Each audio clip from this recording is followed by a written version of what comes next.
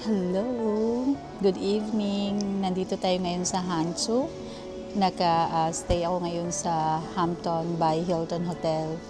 And tonight, pupunta tayo sa West Lake or sa Sihu Lake nila. Nirecommend kasi sa akin na maganda daw puntahan paggabi.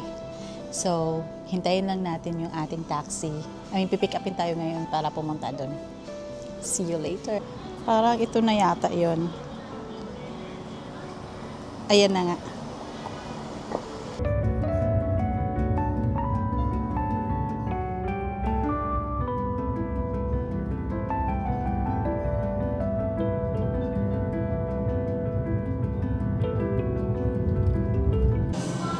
Hi guys! Andito na tayo sa area pero hahanapin ko pa yung location. Sabi sa akin nung driver, lakad daw ako ng mga 200 meters. Tara? May mga shops din pala dito.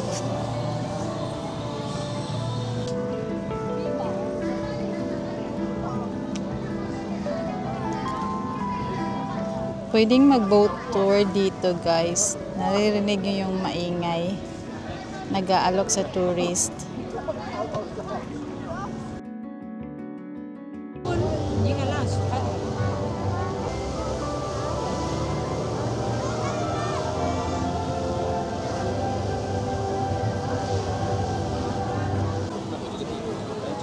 Maglalakad-lakad na muna tayo. Madaming tao kasi katatapos lang nung fountain show. Saglit lang tayo maglakad kasi medyo lumalamig na din. Tapos dito pala may mga ano pala dito yung tawag nito, mga branded na shops. Shopping mall yata to.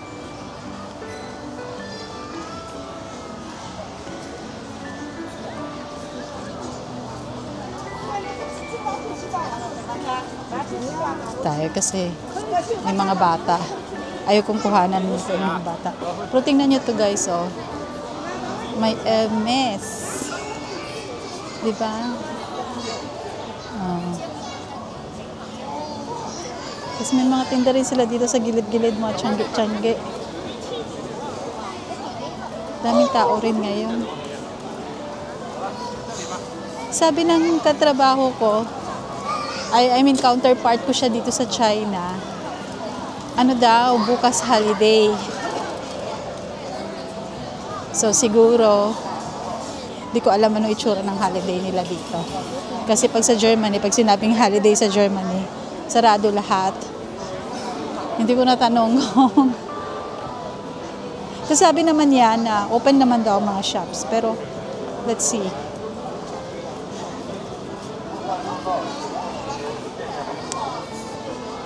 Ay, Balenciaga, guys.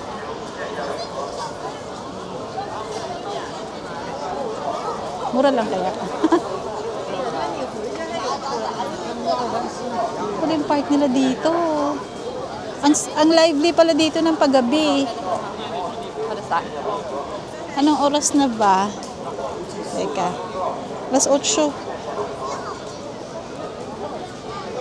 Anong meron? Ba't parang sinarado ng mga pulis?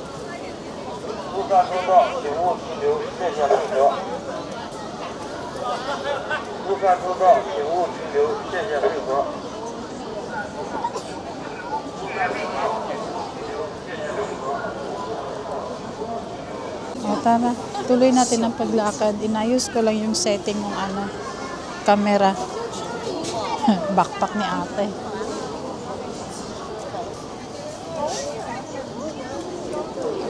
Parang ang lively dito. Parang na-miss ko tuloy yung Pilipinas. Ito guys, Balenciaga.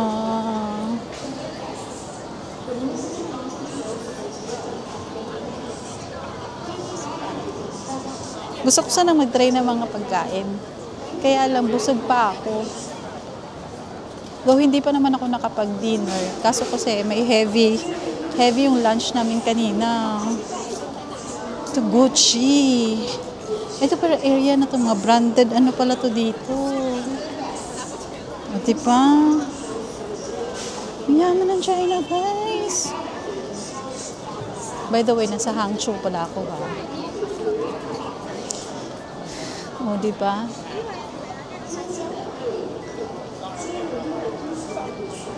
Medyo naiihi na rin kasi ako. Saan pa makahanap ng toilet dito?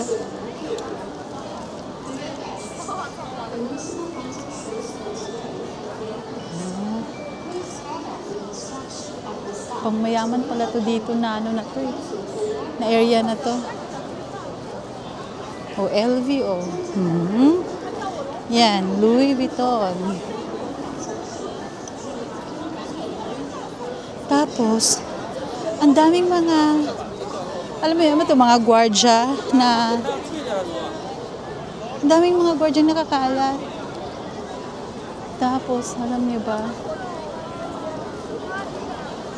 ba guys, ang dami nilang camera din dito. Ano to meron dito?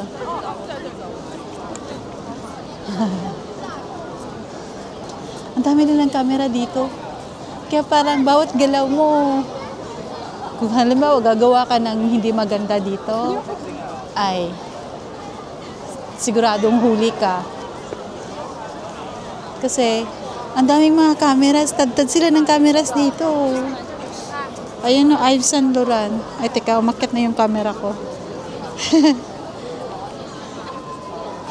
Yan. Ayan, Yves Saint Laurent. Tapos Lululemon. Tapos may NARS doon. Alam mo, hindi ko talaga first time ko kasi sa China. Hindi ko in-expect na ganito din pala dito. Yung parang nila. Sa mga movies kasi nakikita ko yung mga karakarate. Puro bukid-bukid, bundok-bundok eh. At saka dahil pinadala kasi ako dito sa work, business trip, in-expect ko yung area is more on parang factory setting. Yung tawag nito, yung parang science park, ganun. Hindi, nadatnan ko, mga high-rise building, yung sa office namin, ano siya, sa mataas kami na building na naka-rent. Kaya sabi ko parang Makati, ang dating, or BGC, ganun sila dito. Tapos sabi nila sa akin, wala kasi akong ka-research talaga about China eh. Sabi niya sa akin, ito daw ang city ng Hangzhou. Parang isa sa mga, parang malalaking city dito sa China. May NARS. Hello NARS. NARS. Alala ko si NARS even. Pag ganito, walang masabi, wasabi. Japanese tas MCM. Mura lang kaya yung MCM nila dito? Kasi mamahalin ang mga MCM din eh. Pwede ba kaya ako maka-tax free dito? O, diba? Saan-saan ako napadpad guys. Saan-saan na tayo na pupunta. Ayan, Omega Relo. Omega. Tapos dito naman ay Nike.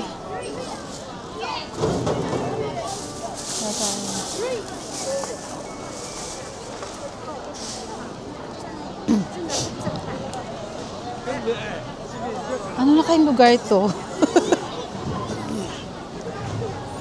Parang ano na eh. Tingnan nyo. Ano pala to? Yan, may mapa siya oh. Ayan siya, Hubin Shopping Center. Kasi ito yung mapa niya. Ayan. Nandito tayo kanina sa sa area na to, nanonood ng fountain show. Diba? Dito tayo banda. Ayan. Parang walking tour na muna tayo dito. Ano to? Ano to no? pagkain. Ano to? Libre? Libre. Free taste. May free taste sila, oh. Ay, mga dates. Dates siya. Ayan, oh. Ano to dito? Gift of China. Ang lively nila dito pag gabi. Ay, ano to, guys? Ano yan? Frozen na strawberry. At saka grapes. Kargada na ako sa sweets. Parang ano to, yung Chinatown. Ay, sa bagay, China nga naman talaga to. Parang siyang ano, guys, sa atin. Tingnan nyo. Ayan. Yung arko. Kaya ako maliligaw-ligaw nito ngayon. Saan kaya ako pwedeng kumuha ng ng taxi? Tawirin pa ba natin sa kabila? Ito, bentahan ng mga sapatos. Siguro dito pang na to. Yung pang ordinary Ay, meron pa train station dito, metro. Tignan nyo, guys. Ano yan? Dumplings. Kopya. Tawid kayo tayo dun sa Tawid tayo sa kabila. Tingnan natin yung mga picture ng mga tinda nila. Ayan siya, oh. Mga frozen na, prutas. Tingnan tayo dito. Ay, meron din pa sila dito. Ano to dito? Siya, Ito mga mga kakanin, di pala. Ano ba to? Ayan, may cranberry, man's fruit, kumquat. Tapos ano to? Sesame. Ayan tayo dito sa gilid. Ano pang makikita natin dito? Ito, mooncake. Ay, hindi pala. Ano ba yan? Walang translation Tapos may mga hopya sila, guys. Oh. Yan. Mga hopya. Ikot pa tayo. Uy, wow. Humba, guys. 17 lang. Bili kayo dito. Pag mapadpad kayo. Tapos the milk tea naman dito sa gilid ko. Wala na to. Mga butik-butik na to ng mga damit. Ayan, oh. Ayan. Balik tayo dun sa yung may mga maraming pagkain. Kaso parang magaganda rin yung nandirito pa eh. Tuloy na nga natin paglalakad.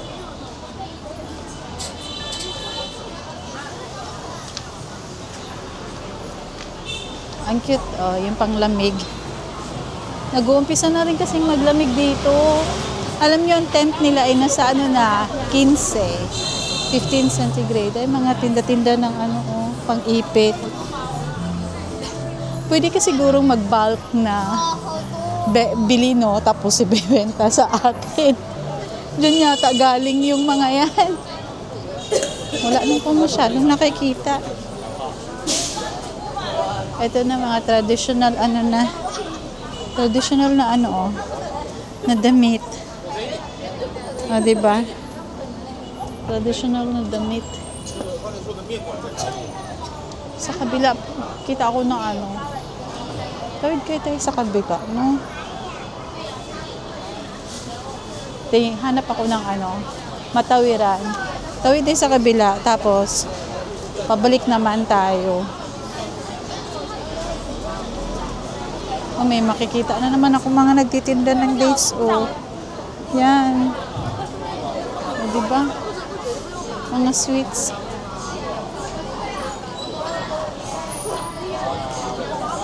Ano yung pinag-aanahan? Tingin ko yung mga nagkukumpulan dyan. Napapansin ko yung mga nagkukumpulan dyan. Nakiki-free taste. Ayun, pagkain nila,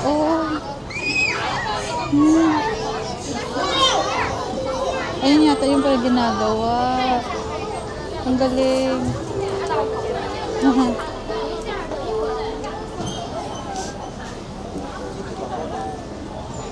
Wala, parang wala namang tawiran dito guys kasi may ano, oh, may mga harang. Paano ako makatawid dun sa kabilang ano? Hindi dito ha, yung sa kabilang ano, kalye. Ikot na lang kaya ako. Walang tawiran. Balik na nga lang eh. Ang gulo na, hindi makapag-desisyon. Tapos guys, dito medyo less ang tao. Tingnan natin yung mga tinda nila. Hala, ano to? Chicken or pig? Ay, mahaba ang leeg, baka gangsa. Ano to? Seaweed. Uy, crab. Seryoso? Parang gusto kong kumain. May crab. Bukas kaya punta ako. Ayan na naman ang humba. Ayan, nakita ko humba. Yun yata. Ito yata yung chicken. Alam nyo kasi, iniiwasan ko. Baka may makain ako yung kalapati. Kaya kinakain yata yung kalapati dito. Yung parang mura naman ito. Oh. 168, 20 euro. 1,000. Parang wala ba sa Malaysia? Parang mas mahal sa Malaysia. Mura to. Yan o. 168 lang. Ang masarap kumain na. Busog na busog pa rin ako. Dami kasi na kinain. Dinala ako ng mga yung ka-office ko sa isang barbecuehan. Tapos ang dami nilang in-order. Actually, hindi nga namin maubos-ubos. 4 lang kami kumain. Kaya hanggang ngayon, busog na busog pa ako.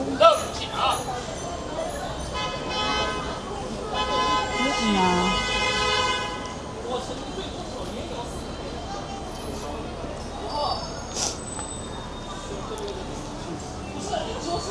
Ay, may salubog na ano. Kakaiba dito. I mean, pareho naman sa Pilipinas pala. Ang sinasabi kong kakaiba kumpara sa Germany, yung mga motorbike nila, pwedeng dumaan sa may pedestrian na, ibig sabihin yung walkway ng mga tao. Yung parang ganito, eskinita. Nagugulat ako.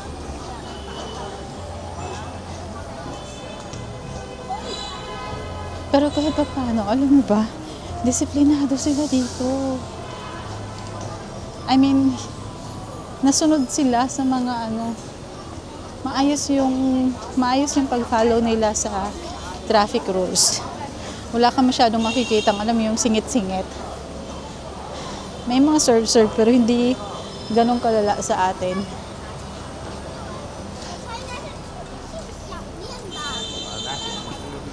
Yung ko lang na-realize, maganda pala ang Hangzhou. O, balik tayo dito sa may arko sa ano. Meron doon ang city center din pa doon. Ayan. Kaso, ano? Dito tayo. Pabalik tayo sa may night. Yung mga tinda-tinda naman. Nahiya kasi akong lumapit lang yun. Ayun, mga kahupyaan. Ayan natin dito. Saan kaya ako pwedeng magpa-pick up ng taxi? O, ano itong pinipilahan nila? Pag pinipilahan, masarap yan.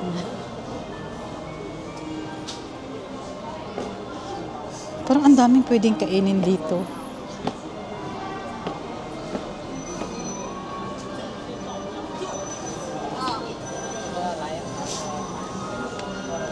Dito tayo sa kabila. Nandun tayo sa kanina, dun sa kabila ay doon. Dito tayo. Ganda oh.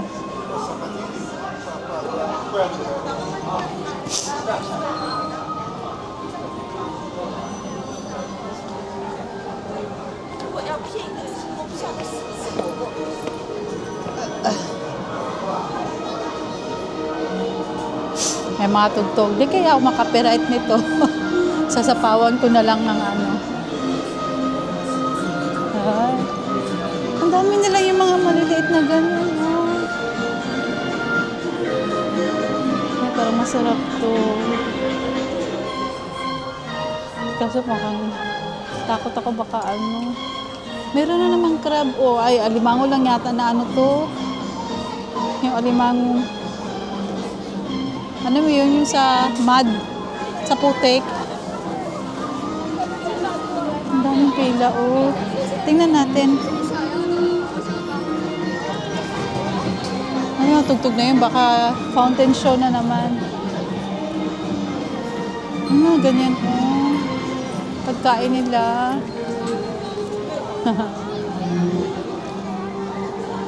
O, diba pag madami pumipila, o. Pag madami daw pila, masarap daw yun.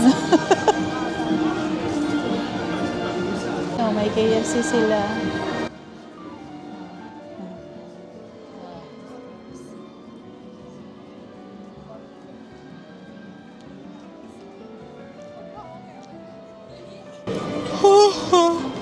Ito kakabigla. Sabagay, kanina pa naman talaga ako inaatok kasi grabe yung jet lag ko. Pero dapat sa mga oras na to, gising na gising dapat ako kasi tanghali ngayon sa Germany.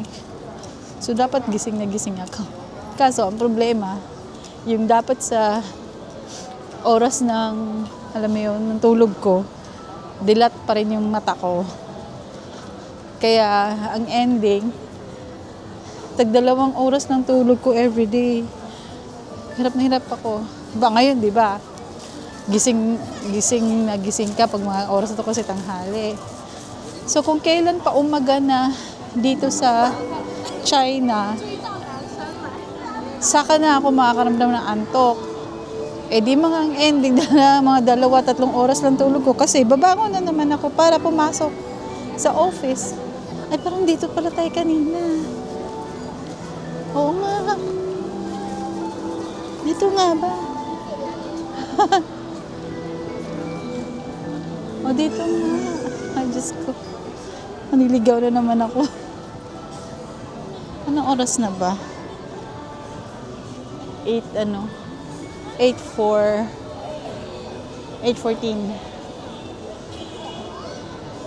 Ay, may malaking display ng 3D doon.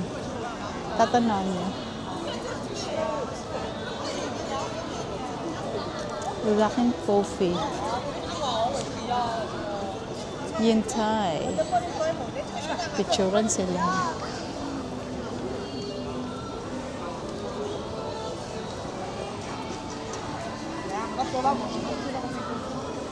Ano itong pinapilahan nila? Vivo na phone? Hindi, parang pagkain. Nakakurious tuloy ako sa mga pinipilahan nila. Problema kasi dito, walang nagsasalita ng English, tapos yung mga, pa-picture pala. Walang nagsasalita ng English, tapos yung mga post nila, wala pang translation. Ayan o, yan, katulad yan, di ba? Wala siyang translation. Kaya nahihirapan ako. Nisip ko nga, di ba sa Germany, nahihirapan din ako kasi hindi rin naman ako marunong mag-German eh. Ang naano ko at least dun, mababasa mo yung letters, di ba? Dito, wala talaga. Tapos, tulad kanina, nag-book ako ng, yung parang Grab sa atin. Although yung app naman may English, nung parang may papa-accept yata siya sa akin, hindi ko maintindihan kasi lahat Chinese characters. Sabi ko, bakit ganun? Nakaset up naman yung app ko ng English, tapos ganun yung ano niya, ganun yung lumalabas na ano. Pwede lumapit ako dun sa sa reception sa hotel. Lumapit ako, tapos nagpatulong ako na anong sinasabi nito. So maya-maya tumawag na yung driver. Di rin makapag-English, buti na lang sa hotel ako tumawag. Nakausap siya ng reception. Ayun, tapos pagsakay ko sa hotel, pagsakay ko sa taxi, wala na imikan. May sinasabi siya pero hindi ako nagsasalita, hindi ko naintindihan eh. Tapos yung pababa na ako, nagtanong ako, Di siya mag-ano, pero alam mo ba, ready sila, may app sila na pag-translate. At maganda yung pagka-translate, hindi katulad sa Google Translate na alam mo, iba yung sinasabi, ay yung sinasabi mo, iba yung tina-translate, yung hindi saktong-sakto ang ibig sabihin. Ano, yun. Prepared sila. At saka ang nice nila. Hindi sila yung parang rude ang dating. Ewan ko lang ha, hindi ko pwedeng i-generalize na gano'n ang mga Chinese kasi may iba rin naman ako naririnig na about sa kanila, no? Pero in fairness, dito sa napuntahan ko sa Hangzhou, maganda yung na-encounter ko sa kanila. Ano itong malaking bato na to? May nakasulat siya, may nagpa-picture. Siyempre, di natin naiintindihan. Pero parang gusto ko siyang balikan. Parang gusto kong bumalik dito ng umaga, yung maliwanag. Para kita mo yung view. Kasi ngayon, sinabihan ako ng katrabaho ko na pumunta daw ako dito ng gabi para maano yung mga lights. Which is, maganda nga rin naman talaga. Nakita natin yung fountain.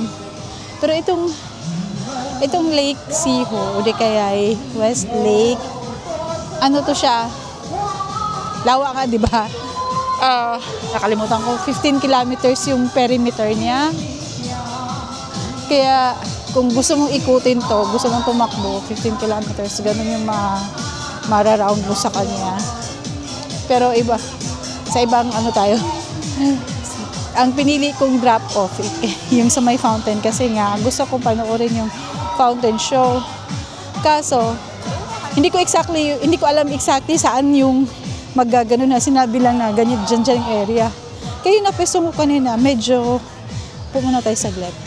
Yung napestuhan ko kanina, medyo gilid dun sa may fountain. Kaya yung kuha ko sa hindi siya ganun kaganda. Pero ayun, tiyagain na lang. Pero naisip ko nga, kasi merong boat tour. Naisip ko, sana pala sumakay na lang ako sa may boat para maganda yung kita ko dun sa fountain. Kasi pumipesto talaga sila dun sa may harap, dun sa may fountain maganda siguro po. Kasi sa gilid pa nga lang, maganda na eh. So lalo siguro, mas maganda pa sa harap. Hindi ko alam kung, kasi iba-iba siguro presyo. Excuse me. Kasi nakita ko parang 50 yuan. Magkano ba yung 50 yuan? Hindi ko alam. Mga siguro 7 euro. Mga 7 euro. 7 or 6 euros. Magkano yun sa... parang mga nasa 500 pesos. 7.42. Mga siguro 350. Sobra naman ako na pala. Ganon siguro sa pesos. Tara, tuloy natin yung paglalakad natin. Baka masubrahan ako ng lakad, no? Tapos hindi ko na alam pwede magpa-pick up ng taxi. Nag-book na tayo ng taxi. Hintay na lang tayo sa station na to. So, ang gamit ko palang app na parang Grab sa atin, yung DT. Ito siya. Teka. Ayan, gulo. Wait lang. So, itong app na DT, guys, yan siya. Pero, dahil online payment, through Alipay ako, tapos dito sa Alipay, ay nawala. Meron siyang option dito na, ito yata yun. Sige lang ha. Yan sa Alipay, may DD, yan. Kaya yun yung kukunin mo siya. Teka, nawala na yung ko. Yung trip ko. Tapos, ito na yung in-order kong sasakyan. Mga nasa 6 minutes pa siya. Yan o. Madali lang. Actually, para kahit friendly, yung app niya, user-friendly naman siya. Tinitingnan ko kung ano. Pero naninibago pa rin talaga ako dito. Wala kasi akong makakausap. Walang nag-i-English dito. So, ayun guys, nakarating na tayo sa hotel. Nakapagbihis na nga ako. Hindi man na ako nakapagbaybay sa inyo kanina. Kasi pagdating ng taxi, nagmadali din akong sumakay. Gawa nga ng sa bus station lang tayo nakaabang. So limited lang yung time ng pagpark doon. Kaya ayun, inuna ko muna magbihis bago magbaybay sa inyo. So, salamat sa panonood. Sa uulitin, samahan niyo ulit ako. Bye-bye!